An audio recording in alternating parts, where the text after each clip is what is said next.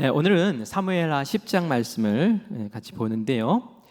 다윗 왕이 주변에 있는 여러 나라를 정복을 하고 이제 평화를 구하는 그러한 시기가 됐어요. 하나님이 주인이신 나라 이스라엘은 그 어느 나라보다도 강국이 되었죠. 그런데 이 다윗이 그 주변에 있는 나라들 다 전쟁을 통해서 막 짓밟고 해가지고 그래서 그렇게 이스라엘을 세우려고 한 것은 아니었어요. 오늘 우리가 읽은 본문에 암몬이라는 나라가 나오는데요. 이 암몬과는 전쟁을 하지 않고 평화로운 관계를 맺었으면 좋겠다 하는 마음이 다윗에게 있었습니다. 왜냐하면 다윗은 은혜를 기억하는 사람이었기 때문에 그렇죠. 우리가 지난번에 그 말씀 봤어요. 다윗이 어느 날 갑자기 사울의 후손 가운데 핏줄 가운데 아직 살아남은 사람이 있느냐, 내가 그에게 은혜를 베풀기를 원한다. 왜냐하면 요나단이 나에게 은혜를 베풀었고 내가 요나단과 언약한 것이 있는데 하면서 이제 그 은혜를 갚으려고 그렇게 애썼던 다윗 아닙니까? 은혜를 생각할 줄 아는 사람이에요. 다윗이 암몬에 대해서는 또 특별한 마음이 있었습니다. 암몬이란 나라는 어떤 나라였냐면 다윗의 증조모인, 성경에 보면 룻기 나오잖아요. 그 룻이 그 암몬 사람이거든요. 그러니까 자기 증조 할머니, 증조모가 그 암몬인이라는 나라의 출신이기 때문에 이 암몬에 대해서 좋은 감정이 있었어요. 그리고 특별히 다윗은 사울 왕에게 쫓겨다닐 때에 너무 급한 나머지 블레셋에 갔다가 블레셋에서는 저거 골리앗 죽인 사람 아니야? 이러는 바람에 막 미친 척하고 침 흘리고 그러면서 도망갔던 데가 이제는 암몬이라는 나라였거든요. 근데 암몬에서는 나하스라는 그 왕이 다윗을 품어줬어요. 왜냐하면은 이 증조모가 이 나라 사람이라니 따뜻한 마음으로 품어준 거죠. 그 후손이라고 생각을 하고, 그래서 예전에 나하스에게 은혜 입었던 것이 이 다윗에게는 있었습니다. 그래서 이 다윗이 이 암몬하고는 평화로운 관계로 지내기를 원했어요. 그런데 이 암몬의 이 나하스라는 왕이 죽었어요. 그러니까 그 아들이 왕이 됐을 거 아니에요? 그 왕의 이름이 오늘 성경에 나오는 한운이라는 사람입니다. 이 한운이라는 사람이 아들이 이제 어린 나이에 왕이 된 거죠.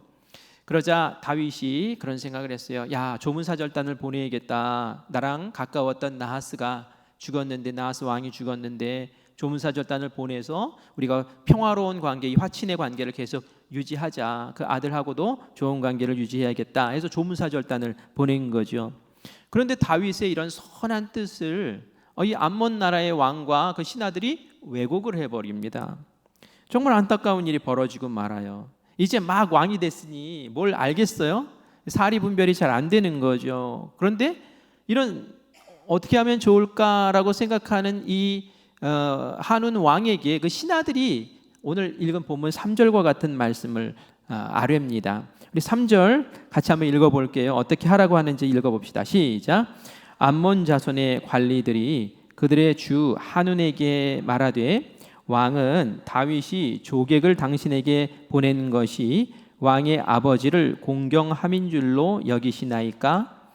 다윗이 그의 신하들을 당신에게 보내 이 성을 엿보고 탐지하여 함락시키고자 함이 아니니까 하니. 뭐라고 얘기하는 거예요? 그 신하들이 얘기하는 거예요. 조문객? 조문객 아닙니다. 왕이시여, 지금 속으면 안 됩니다. 저 사람들이 지금 어떤 사람들입니까? 주변에 있는 나라들을 다 정벌해버린 이스라엘 아닙니까? 지금 우리나라 이 성을 저희들이 쳐들어와야 되는데 안의 구조를 파악하기 위해서 지금 첩자를 스파이를 보낸 겁니다.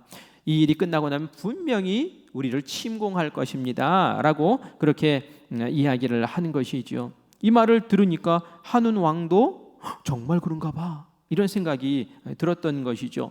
그래서 어떻게 합니까? 당신들 가시오 라고 하면서 이렇게 곱게 보내지는 않았어요. 어떻게 했을까요? 우리 4절 말씀 읽어볼게요. 같이 읽습니다. 이에 한운이 다윗의 신하들을 잡아 그들의 수염 절반을 깎고 그들의 의복의 중동 볼기까지 자르고 돌려보내매 라고 나와요. 어떻게 했대요? 다윗의 조문단, 조문사절단을 딱 붙잡았어요. 그리고 나서는 이리 와 해가지고는 수염을 절반을 딱 싹둑 자른 거예요. 여러분 상상을 해보세요. 어떤 그림일지. 여기도 싹둑 자르고 여기도 싹둑 자르고 막 엉망진창으로 이렇게 만들어 버린 거예요. 이 중동 이 지역에서는 말이죠, 이 수염은 그 남성들의 권위를 나타내는 것이고요, 또 위엄을 나타내는 겁니다. 그런데 그것을 막 그 품위를 말이죠, 다 그냥 상징하는 것들을 다 잘라버렸으니 이거 참 난감한 일이 벌어진 거죠. 그것으로 그친 것이 아니었어요. 또 옷도 그 당시에는 이게 통옷이었잖아요. 원피스라고 해야 되나요? 원피스 같이 통옷이란 말이에요. 그런데 특별한 일이 없으면은 또 속옷도 안 챙겨 입어요.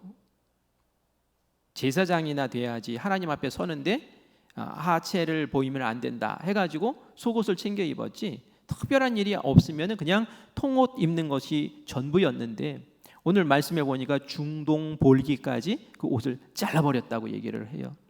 중동볼기가 뭘까요? 제가 국어사전을 찾아봤어요. 그랬더니 엉덩이의 중간까지래요. 엉덩이의 중간, 중동볼기, 엉덩이 중간까지 그 통옷을 잘라버린 거예요. 그럼 어떻게 합니까? 뭐 이렇게 쪼그리고 앉아야 될 것 같아요, 그죠?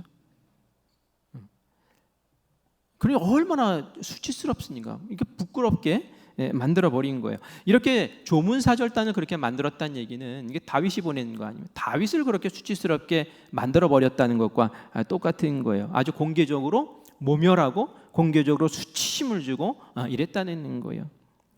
참 겁이 없는 사람 같아요. 겁을 모르는 사람 같아요. 간이 없는 사람 같아요. 간이. 어떻게 이런 짓을 할 수 있죠? 그래요. 여러분, 모욕, 수치 이런 것들이 말이죠, 굉장히 가슴에 오래 남는 것 아시죠? 여러분들도 한번 생각해 보세요. 이렇게 지내오면서 누군가 나에게 수치심을 주고 누군가 나에게 많은 사람들이 있는 곳에서 모욕을 주고 그런 말이죠, 이게 쉽사리 잊혀지지 않습니다. 이게 오래오래 가요. 이게 오래오래 가슴에 남아요. 비수처럼 남아있게 돼요. 그래서 우리가 수치, 모욕 이런 것들 다른 사람에게 주면 안 돼요.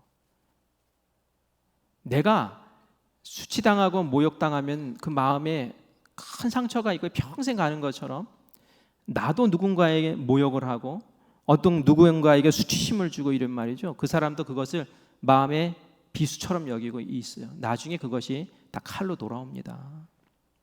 조심하셔야 돼요. 그래서 나는 그 모욕과 수치심 때문에 부들부들 떨면서 나는 왜 남한테 그 모욕과 수치심을 막 함부로 주면 안 되는 거죠. 저는 그런 일들을 봤어요. 내가 힘 있고 내가 너보다 선배니까 그냥 말을 막 하고 여러 사람 있는 데서 막 욕을 막 하고 막 그냥 뭉개버리고 하니까 말이죠, 나중에 그 사람이 힘이 있어졌을 때는 반대로 되갚아주는 것을 제가 이렇게 본 적이 있습니다. 그게 남는 거예요. 지금은 내가 힘이 없어서 당하지만 언젠간 두고 보자 하면서 마음에 칼을 간단 말이에요. 특별히 부부간에는 모욕하고 수치심 주는 그러한 일들이 절대로 있어서는 안 돼요. 평생 같이 살아야 될 사람인데 그런 모욕과 수치심을 주면은 어떻게 같이 살 수 있겠습니까? 그래서 특별히 더 조심해야 되는 것이죠. 선의를 베풀었는데 어쨌든 이렇게 악으로 갚았어요. 정말 악으로 갚았어요. 다윗이 이 소식을 들었어요. 사절단이 이제 예루살렘으로 돌아오게 됩니다. 이들이 얼마나 창피하고 얼마나 민망하겠어요. 만약 여러분들이 그 사람들의 입장이라고 생각해 보세요. 어떻게 낯을 들고 예루살렘에 오겠습니까? 다윗이 그 마음을 아는 거예요. 예루살렘으로 오지 말아라. 바로 국경을 넘으면 여리고가 있으니 여리고에 머물러라. 그러면서 너희들의 수염이 다 자랄 때까지 하면서 세심하게 배려를 해주죠. 그곳에서 이제 그들의 상처받은 마음을 위로해주고 격려해 줍니다. 사건이 이것으로 끝나지 않았어요. 이 암몬 사람들이 말이죠, 암몬 왕과 그 신하들이 이 사절단이 예루살렘으로 돌아가지 않고 여리고로 들어갔습니다 라는 이야기를 들으니까 이 가슴이 철렁한 거예요. 다윗이 지금 뭔가 굉장히 마음의 분함을 느끼겠구나. 정신이 번쩍 든 거예요. 다윗이 어떤 사람이지? 야, 다윗이 주변에 있는 모든 나라들 다 정벌했는데, 야, 우리 큰일 났다. 이제 우리도 이거 정벌하지 않겠냐? 우리가 대비를 해야겠다. 해가지고 이 사람들이 이제 대비를 합니다. 사실 자기들이 잘못한 거 깨달았을 때 하는 방법, 이 문제를 푸는 방법이 있긴 있었어요. 뭘까요? 어떻게 하면 될까요? 전쟁밖에 없는 걸까요? 아니에요. 다윗에게 사절단을 보내든지 직접 한운 왕이 찾아가 가지고 왕이시여, 제가 잘못했습니다. 제가 왕이 된 지 얼마 안 돼서 저 어리석은 신하들의 말을 듣고 제가 오해를 해서 이렇게 큰 신뢰를 범했습니다. 우리의 잘못을 용서해 주십시오 라고 했으면 다윗이 아마 용서해 줬을 거예요. 그런데 그들은 그런 방법을 쓰지 않았어요. 큰일 났다. 다윗이 우리 쳐들어올 거야. 전쟁 준비하자 하면서 전쟁 준비를 하는 것을 보게 되죠. 이런 모습을 보면서 한운 왕이 참 어리석고 안타까운 생각이 들어요. 물론 처음 왕이 됐으니까 얼마나 어리숙하겠습니까? 잘 몰라서 그랬겠죠. 그런데 왕이 잘 몰라서 그랬습니다. 이거 말도 안 되는 거예요. 왕이 되면은 책임을 져야 돼요. 그 나라에서 일어난 모든 일에 책임을 져야 된단 말이죠. 잘 몰라서 그랬어요. 이게 잘 안 통한단 말이에요. 그래서 분별력이 있어야 됩니다. 잘 판단할 줄 알아야 되는 거죠. 여러분, 솔로몬이 처음 왕이 되었을 때 어떻게 했습니까? 하나님 앞에 일천번제를 드리면서 기도했어요. 구했어요. 하나님. 그때 하나님께서 뭘 원하느냐라고 했을 때 뭐 군사력을 주십시오, 뭐 명예를 주십시오, 힘을 주십시오 그러지 않았어요. 뭘 구했습니까? 하나님 맡기신 이 백성들을 잘 다스릴 수 있도록 듣는 귀가 되게 해주세요. 지혜를 달라고 그렇게 구하죠. 왜요?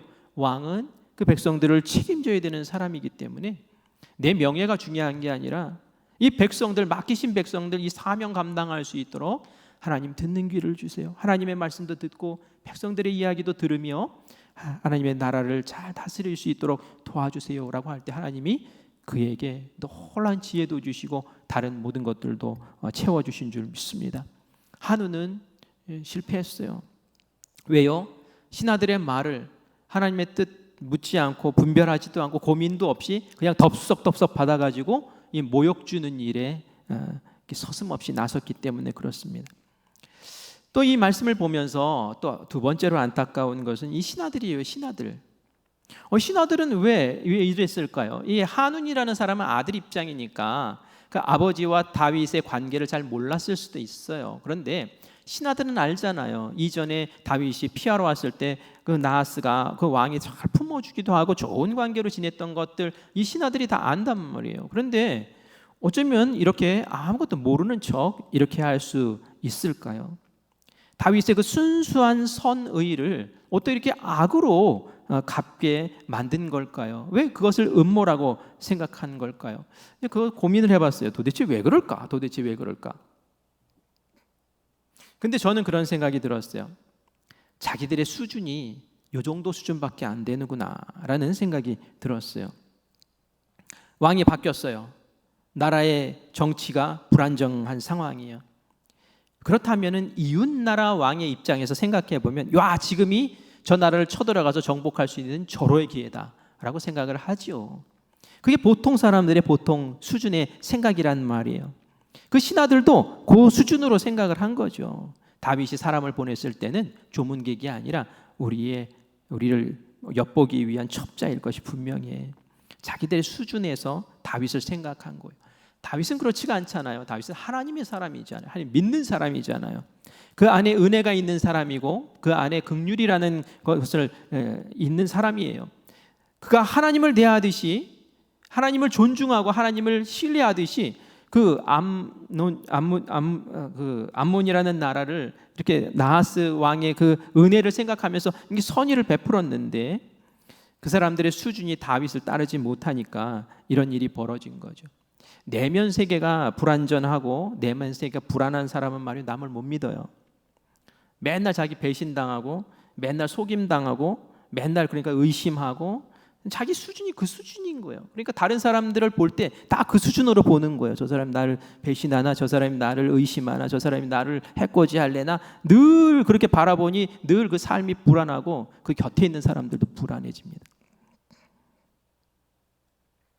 제가 신문사에 근무할 때 이제 어려움을 당한 적이 있었어요. 월급을 받지 못하는 상황이 벌어졌어요. 11조 헌금을 못하니까 담임 목사님이 이렇게 보시고, 곽인 목사가 어떻게 몇 달 동안 11조를 못하네, 무슨 일이 있는가 보다 해서 저를 불러서 이야기를 하세요. 물어보세요. 그래서 신문사 사정이 여차해서 제가 어렵고 나중에 다 받게 되면은 그때 하겠습니다라고 얘기를 했죠. 그랬더니 담임 목사님이 기획위원회를 소집을 해서, 곽인 목사가 우리 소속 목사인데 이런 어려움들이 있는데 생활비를 못 받고 사는 지경이 됐으니 우리가 좀 도웁시다 해가지고 그 개척기금으로 이렇게 적립해 놓은 돈에서 많은 액수를 통장에 담아서 저한테 준 거예요. 그걸 어떻게 받습니까? 목사님 못 받아요. 어떻게 이런 걸 빌려주십니까? 무이자로 빌려주는 거니까 갚으면 돼요 나중에. 아니에요 목사님, 괜찮아요. 저희 어떻게 살아볼게요. 아니야 괜찮아 하면서 통장하고 캐시 체크카드를 이렇게 만들어서 주셨어요. 너무 감사하더라고요. 제 아내와 같이 얘기하면서 이 돈을 쓰지 말자, 이건 교회에서 우리에게 맡기신 돈이지 우리 쓰라고 준 돈 아니야, 우리 이거 고스란히 돌려드리자 하면서 둘이서 약속을 했어요. 근데 마음은 굉장히 뿌듯하고 평안하더라고요. 왜냐하면 여차하면 쓸 수 있는 돈이 있잖아요. 그러니까 평안한 거예요. 자신이 있는 거예요. 그런데 말이죠, 노조에서 이걸 알았어요. 노조에서 알았어요. 노조에서 이 사실을 알고 삐딱하게 바라보기 시작하는 거예요. 어떻게 바라봤을까요? 제가 편집부장이었거든요. 편집부장이면 높은 직위입니다. 편집부장이 자기의 권력을 써서 교회를 협박을 해가지고 돈을 뜯어먹었다, 뭐 이렇게 각색을 해가지고 이야기를 하더라고요. 그리고 또 이런 얘기도 있어요. 신문사에 교회가 후원해 줬는데 그 후원금을 자기가 몽땅 중간에서 가로챘다. 그럼 성명서를 써가지고 말이죠, 이니셜을 뭐 해가지고 K 부장이 뭐 이러면서 성명서를 막 내고 그랬어요. 모함을 하더라고요. 제가 이제 관계자를 불러서 자초지정을 쭉 다시 한번 설명을 해주고, 내가 전화해 줄 테니까 우리 담임 목사님하고 통화 한번 해보겠느냐, 그렇게 얘기를 했어요. 근데 필요 없다는 거예요. 필요 없다고. 나중에 기획위원회 회의록을 제가 복사를 해가지고 갖다가 증거 자료로 이렇게 내밀고 하기도 했어요. 목사님이 막 미안해 하시는 거예요. 내가 괜히 좋은 일 한다고 했는데 그것을 이렇게 오해하게 만들고 곽 목사님을 더 어렵게 만드는 게 돼서 너무 미안하다고 그런 얘기를 하시더라고요. 결국 그 일은 아닌 것으로 드러났지만 저는 아직도 미안하다는 말을 그 사람에게 듣지 못했습니다. 왜 이런 사례가 있는 걸까요? 왜 이런 일이 벌어지는 걸까요? 저를 모함한 사람의 수준은 딱 그 수준인 거예요. 힘이 있으면 그걸 가지고 누구를 위협해서 돈을 뜯어먹을 수 있는 거구나. 중간에서 돈을 가로챌 수 있는 거구나. 그 사람의 생각의 수준이 딱 그 수준인 거예요. 그러니까 그 상황을 이해를 할 수가 없는 거예요. 교회에서 긍휼한 마음으로 은혜를 베풀어서 그렇게 본인도 섬기는 교회가 있었으나 그 교회는 그런 걸 안 해주거든요. 그러니까 본인이 은혜를 경험한 경험치가 그거밖에 안 되니까 다른 사람이 다른 교회에서 은혜를 입어서 그렇게 된 상황과 그러한 조건들, 그러한 수준을 이해할 수가 없는 거예요. 여러분들도 교회에서 소속 목사가, 부교육자도 아니에요, 소속 목사가 월급을 못 받고 있는데 교회 기획위원회가 모여서 함께 우리 목사님에게 우리 생활을 할 수 있도록 2천만 원 빌려줍시다. 이런 교회 여러분 들어보셨어요? 듣기 힘들죠. 제가 한편으로는 이해가 가더라고요. 그래 너희 수준이 그거니까, 네가 생각하는 수준이 그거니까 그렇구나, 그런 생각을 하면서 불쌍히 여기는 마음이 들더라고요. 어떤 일을 하다 보면은 나쁜 쪽으로 머리를 쓰고 상상을 하고 그림을 그려내는 사람들이 있어요. 그런 사람들은 선한 것조차도 악으로 해석을 하고 악으로 갚으려고 몸부림치다가 결국은 그 것에 발목이 잡혀서 망하는 그런 꼴들을 제가 봅니다. 여러분들 사람 사귈 때 잘 사귀셔야 돼요. 그 사람이 어떤 이야기를 하는지 잘 들어보세요. 부정적인 이야기를 하는지 선한 이야기로 자꾸 몰고 가는지 잘 들어보세요. 그러면 곁에 누구를 두어야 될지 여러분이 아실 거예요. 이 한운이라는 사람은 엉터리 신하들을 만났어요. 그래서 어떻게 됐습니까? 그 엉터리 신하들의 엉터리 조언들을 들으면서 호기롭게 수염을 자르고 옷을 중동 모르기까지 자르고 패망의 길을 자초하는 그런 안타까운 악수를 두고 마는 것을 봅니다. 여러분들은 누구의 조언을 듣고 있습니까? 우리 살다 보면 누구의 조언이 필요하잖아요. 영적으로 성숙한 사람의 조언을 들으시기 바랍니다. 영적으로 성숙한 사람들의 조언을 들으세요. 그리고 하나님의 음성을 듣고 결정하시기를 바랍니다. 그렇지 않으면 이런 실수를 범하게 되는 거예요. 우리에게 분별력이 필요합니다. 분별력. 그죠? 분별력이 있으면 얼마나 좋아요. 영적인 분별력을 주세요라고 오늘 기도하는데, 하나님의 뜻을 알기 위해서는 이런 영적인 분별력이 필요한데요. 어떻게 하면 영적인 분별력이 생길까요? 팔복, 우리가 요즘 수요일에 팔복 이야기를 하고 있는데 마태복음 5장 8절에 보면은 이런 말씀이 있습니다. 우리 같이 읽습니다. 마음이 청결한 자는 복이 있나니 그들이 하나님을 볼 것임이요 라고 말씀하고 있어요. 하나님을 본다는 건 하나님의 뜻을 안다는 것을 이야기하는 거죠. 어떤 사람이 알 수 있대요? 마음이 청결한 사람. 어떤 것을 생각할 때 내 욕심, 나의 이익, 내가 이것을 통해서 뭘 얻어야지, 이런 꼼수나 잔꾀나 그런 사심이 없이 그냥 순전한 마음으로 주님을 위해서, 하나님을 위해서, 이런 마음, 이런 청결한 마음이 있는 사람이야말로 하나님의 뜻을 제대로 알 수 있어요. 근데 내 이익이, 내 욕심이 끼고 내 사심이 끼면 어떻게 됩니까? 내 분별력이 사라지는 거예요. 그래서 말씀을 깊이 묵상하고 영의 눈이 밝아져서 세상의 욕심을 내려놓고 그 하나님의 나라와 하나님의 교회를 위해서 내 영이 맑아지고 또 지혜로운 자가 되기 위해서 하나님께 기도할 때에 주님께서는 하나님의 뜻을 보이시고, 그리고 그 뜻 안에 순종하는 이들이 세상에서 볼 때는 어리석어 보이지만 그 안에 승리를 허락하시는 줄 믿습니다. 나중에 그것을 간증하게 될 거예요. 다윗이 매우 노했어요. 우리 다시 이야기로 돌아와서, 그리고 이 일을 그냥 넘길 수 없다라고 판단을 했습니다. 내가 저 수염 잘리고 옷 잘려가지고 저렇게 수치당한 우리 나의 이 신하들을 봐서라도 내가 그냥 넘길 수는 없어 라고 그렇게 생각을 하죠. 거기다가 또 어땠습니까? 이 한운이 결정한 게 뭐예요? 와서 잘못됐습니다 라고 빈 게 아니라 어떻게 했어요? 군대를 모아요. 군대를 모아. 이거는 뭐 용서할 수 없는 일이에요. 그래서 안 되겠다, 빨리 대비하자라고 생각을 하고 장군을, 요압 장군을 보냅니다. 요압 장군과 최정예 부대를 끼워서 같이 보내는 거예요. 그런데 보니까 이 한운이 너무 두려우니까 여러 이제 암몬이라는 나라 있잖아요. 아람이라는 또 다른 이제 족속들이 있는데 그 도시의 용병들을 돈을 주고 삽니다. 요즘 러시아와 우크라이나 전쟁할 때에 러시아가 그 바그너 그룹이라고 용병을 돈 주고 사오지 않습니까? 보니까 2조 5천억 원을 들여가지고 용병들을 샀더라고. 2조 5천억을 들여서 그 전쟁에서 이겨보겠다고 그러고 하고 있어요. 근데 이 한운이라는 왕도 마찬가지였어요. 은 1,000달란트를 투입해가지고 2만 3천 명을 모아서 이제 전쟁 준비를 하게 돼 있어요. 그러자 다윗이 이 전쟁을 위해서 요압 장군을 보냈고요. 요압 장군이 최정예 부대를 이끌고 가가지고 말이죠, 이들을 무찔러 버려요.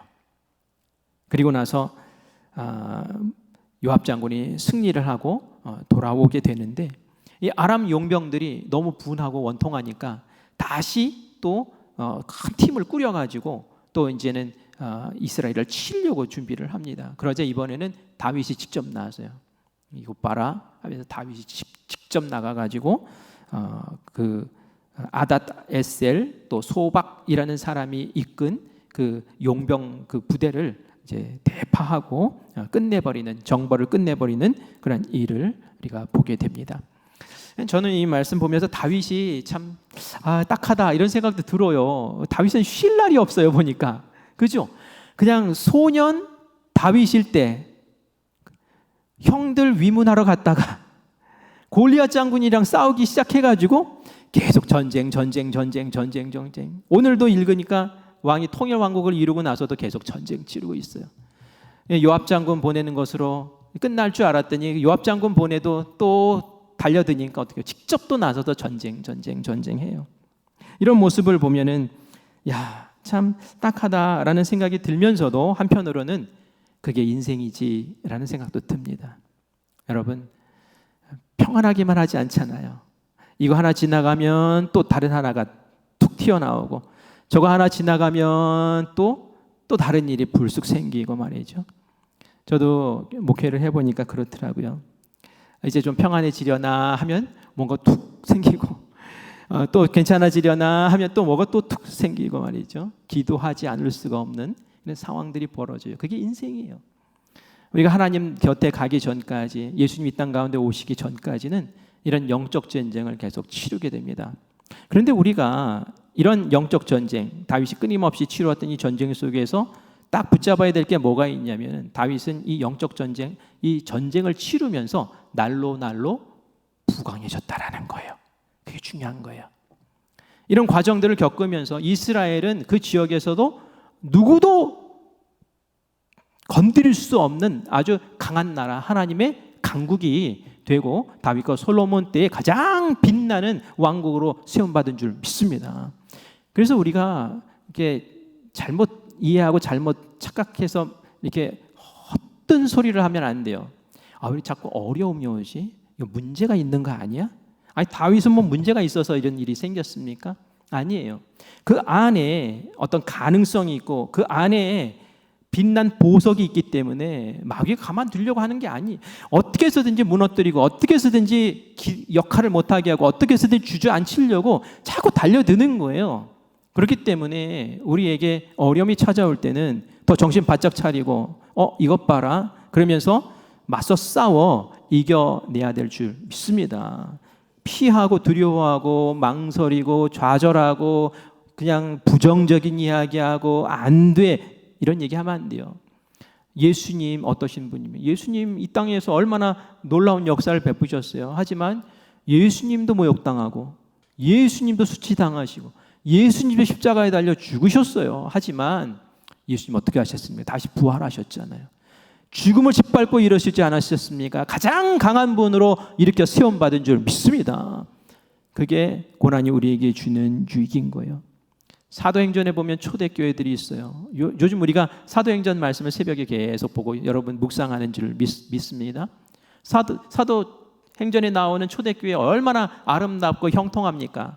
그런데 요즘 보는 말씀은 어때요? 스데반 집사님 죽고 그리고 막 핍박당하고, 그런데 말이죠, 어떤 일이 벌어져요? 복음이, 예루살렘에 있던 복음이 이제는 사마리아로 가고 이제는 다른 이방 나라로 막 퍼져나가는 거예요.